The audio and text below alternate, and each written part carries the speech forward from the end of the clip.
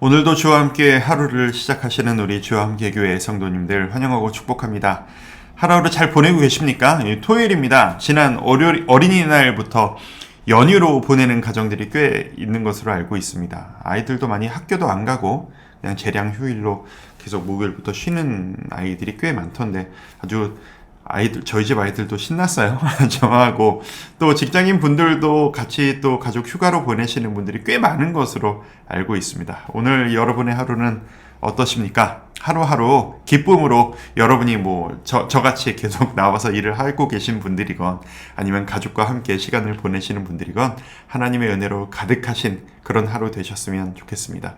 쉬는 날이라고 영적으로 풀어지실 필요는 없습니다. 오히려 이렇게 몸이 쉬는 날, 쉬는 날이니까 오늘은 기도도 좀 쉬자, 그러지 마시고, 하나님 앞에서 그 여유 있는 시간을 조금 더 영적으로 풍성하게 그렇게 세우시는 오늘 하루 되셨으면 좋겠다라고 하는 목사의 마음입니다.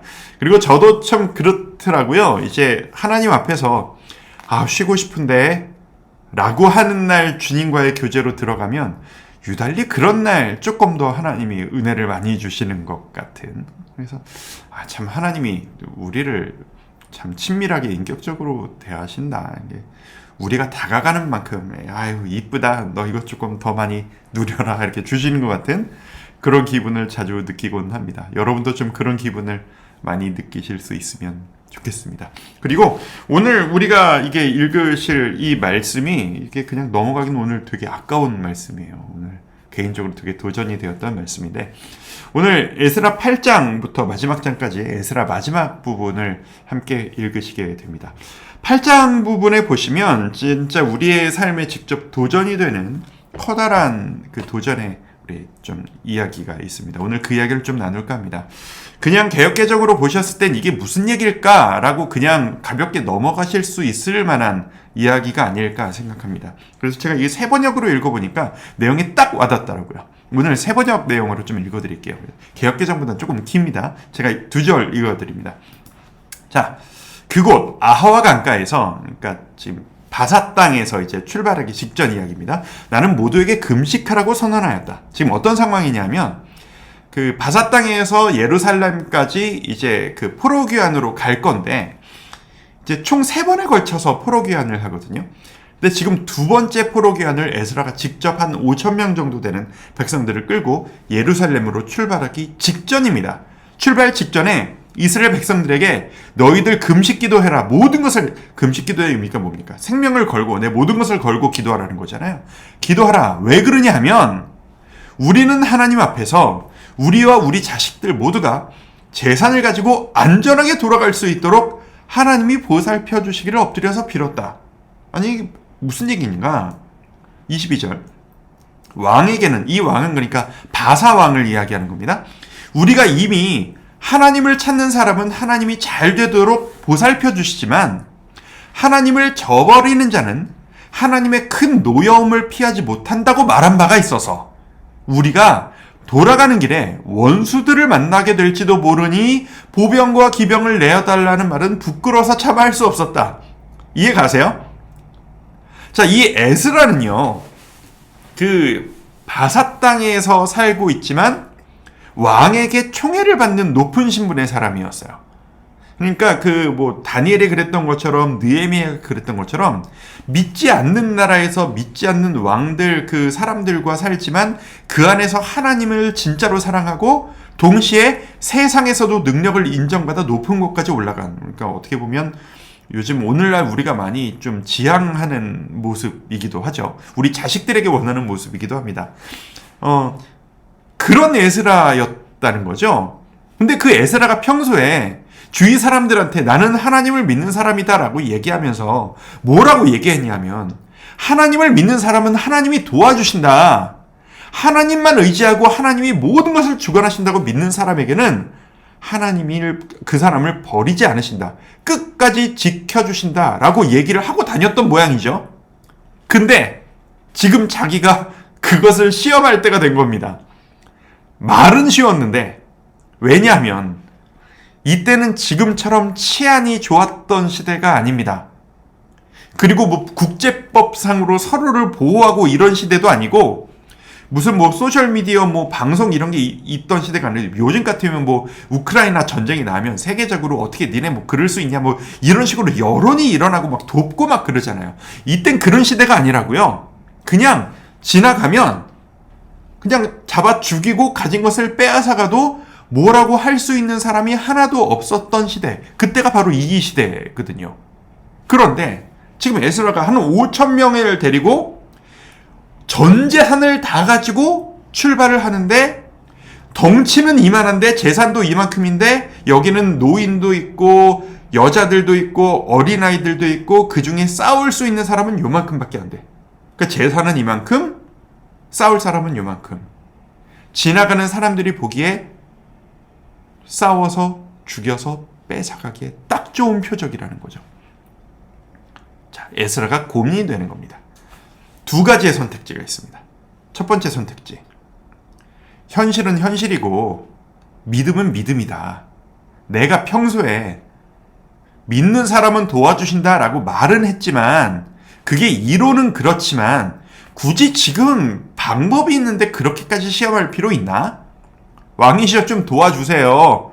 좀 보호할 사람 좀 군사들 좀 붙여주세요. 안전하게 갈게요. 라고 한들 누가 뭐라고 할까? 현실과 적당히 타협해서 도움 좀 요청하자. 군대 좀 붙여달라고 하자. 1번. 2번은 뭐냐? 내가 했던 말이 있는데 믿는 사람으로서의 자존심이 있지. 내가 말로는 그렇게 당당하게 했으면서 직접 내가 그렇게 선택하고 살아가야 할 순간에 현실과 타협한다면 이 영적 자존심은 어떡할 거냐? 하나님이 진짜 살아계신다는 것을 믿지 않는 사람들에게 했는데 그 사람들한테 하나님 믿는 사람이 말만 잘하고 진짜로는 우리와 똑같구만. 그렇게 할 것이냐? 여러분은 어떻게 하시겠습니까? 우리의 현실 아닙니까? 말로는 누가 못해요. 누구든 잘 떠들 수 있어요.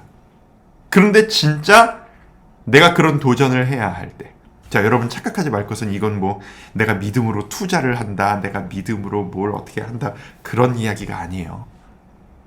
하나님의 이끄심을 따라 말씀에 순종하며 나아갈 때에 대한 이야기입니다. 에스라가 고민을 정말 많이 했을 겁니다. 그리고 이 믿는 사람으로서의 영적 자존심을 지키기로 결심을 한 것 같습니다. 그래서 아까 봤던 말씀처럼 금식 기도하라 라고 이야기한 겁니다. 하나님이 가라고 보내시지 않았냐?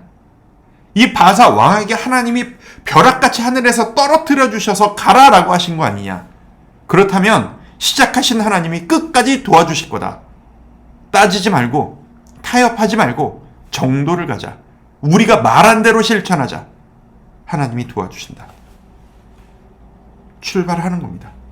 목숨 걸고 하나님의 그 살아계심을 증명하고 내가 말했던 것을 보여주는 겁니다. 그 결과 첫째 달 12일에 우리는 아하와강을 떠나서 그 금식기도 했던 그것을 떠나서 예루살렘으로 가라고 길을 나섰다. 얼마나 떨렸을까요? 가는 길에 매복한 자들의 습격을 받기도 했지만 이게 우리의 현실이에요. 믿음으로 순종하고 떠났지만 어려움이 없을 거란 이야기가 아닙니다. 어려움이 있어요. 도전이 있을 거예요. 하지만 이겨낼 수 있도록 하는 게 하나님이십니다. 어려운 일이 없는 게 아니라 어려운 일이 있을 수 있지만 이겨낼 수 있도록 도와주셔서 하나님이 우리를 잘 보살펴 주셔서 그들의 손에서 벗어날 수 있었다. 에스라와 5천 명의 백성들이 내 삶으로 내가 믿고 이야기했던 하나님을 순종하며 도전했을 때, 그리고 그게 진짜 내 눈으로 확신되어지고 보여지고 증명되었을 때 그들의 기쁨이란 얼마나 컸을까요? 이건 우리의 이야기입니다. 그리고 여러분의 이야기입니다. 여러분에게 이렇게 기도해드리고 싶습니다. 이미 알고 있는 정답 그대로 선택하는 하루를 살아가기 없어서. 저는 이렇게 생각해요. 여러분 성도님들이 알고 계신 하나님, 여러분 하나님에 대해 모르시지 않습니다. 여러분이 알고 계신 하나님이 뭘 원하실까라고 하는 그런 기준들이 하나님의 복을 받기에 부족한 지식은 아닙니다. 문제는 내가 알고 있는 대로 내가 선택하고 도전하느냐. 그것뿐입니다. 말로는 잘 떠들고 남에게 조언할 때는 말을 신나게 잘했지만 정작 내가 그 상황일 때 나는 그렇게 선택할 수 있느냐. 두 번째, 말씀대로 도전하고 말씀대로 승리하는 경험이 쌓이는 우리 되게 없어서. 자존감이라는 말 아시죠? 아이들의 자존감을 키워줄 때 뭐라고 이야기를 하냐면 전문가들은 아이들에게 도전했더니 성취감을 맛보고 하니까 되는구나 라는 경험이 쌓일수록 아이들의 자존감이 높아져 갈 수 있다라고 이야기합니다. 저는 영적 자존감이라는 게 있다고 생각합니다. 내가 말로는 잘했는데 내가 알고 있는 하나님이 있는데 그 알고 있는 하나님을 믿고 그대로 실천하고 도전했을 때 진짜로 그렇게 도와주시네. 기도하고 도전했더니 그거를 하나님이 말씀대로 지켜주시네. 이 경험이 쌓일수록 우리는 영적 자존감이라는 게 쌓여갑니다.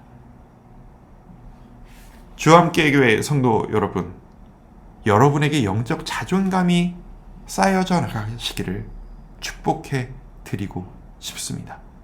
이걸 경험한 사람과 경험하지 않은 사람의 삶은 너무나도 큰 차이가 있습니다. 하나님은 오늘도 살아계셔서 여러분과 함께 하실 것입니다. 그리고 여러분에게 그걸 알려주고 싶으셔서 오늘도 우리에게 이 말씀을 손에 들게 하셨습니다. 우리에게 이 말씀을 읽도록 보내주신 하나님, 오늘도 네가 알고 있는 대로 한번 선택해봐라. 이 말씀대로 이 에스라의 하나님이 내가 너희의 하나님이니 너희를 오늘도 도와주마. 하나님이 오늘도 우리에게 그렇게 말씀하시리라 믿습니다. 같이 한번 기도하실까요? 하나님, 에스라의 하나님께서 우리의 하나님이심을 믿습니다. 우리가 알고 있는 하나님을 신뢰하고 그 알고 있는 하나님을 신뢰하며 선택하고 도전할 때 우리가 알고 있는 성경의 이야기들처럼 우리가 그 하나님의 보호하심을 받을 수 있을 것이라 믿습니다. 현실이 쉽지 않습니다. 타협하고 싶을 때가 참 많습니다. 그리고 주위에서 지혜롭게 선택해라. 현실과 적당히 타협하는 것도 지혜다. 라고 말하는 사람들도 많이 있습니다. 주님, 우리가 알고 있는 주님, 그 주님을 신뢰하며 선택하며 나아가기를 원합니다. 우리가 영적인 주님의 자녀답게 그 영적 자존심을 지키며 하루하루 살아갈 수 있도록 돌보아 주시옵소서. 이끄실 주님을 기대합니다. 복된 하루, 승리하는 될 수 있기를 기대합니다. 예수님의 이름으로 기도드립니다. 아멘.